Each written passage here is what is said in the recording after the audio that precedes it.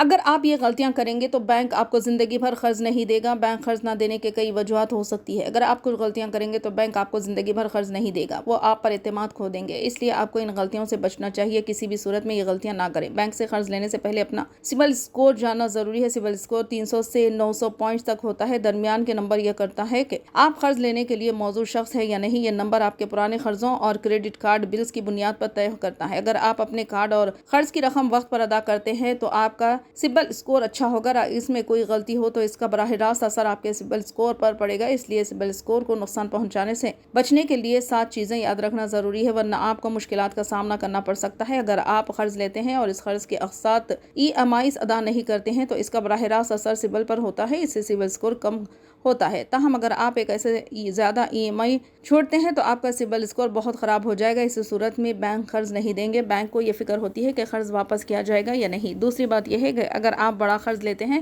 یہ کہ اس کے سبل پر اثر انداز ہوگا۔ بینکوں کو لگے گا کہ آپ کے سر پر پہلے ہی بڑا قرض ہے، اس لیے بینک دوبارہ قرض دینے میں ہچکچاہٹ محسوس کریں گے۔ ہوم لون لینے کے بعد سبل اسکور کم ہو جائیں گے۔ ایک شخص مختلف بینکوں سے قرض لینے کے لیے درخواست دیتا ہے اور وہ قرض اس بینک سے لیتا ہے جو کم شرح سود پیش کرتا ہے، لیکن جب آپ مختلف بینکوں سے قرض کے لیے درخواست دیتے ہیں تو ہر بینک آپ کا سبل اسکور چیک کرتا ہے۔ یہ عمل سخت نگرانی میں کیا جاتا ہے۔ جب کوئی بینک یا NBFC آپ کا کریڈٹ اسکور چیک کرتا ہے تو اسے ہارڈ انکوائری کہا جاتا ہے۔ ماہرین کہتے ہیں کہ اس سے آپ کے سبل پر بھی اثر پڑ سکتا ہے۔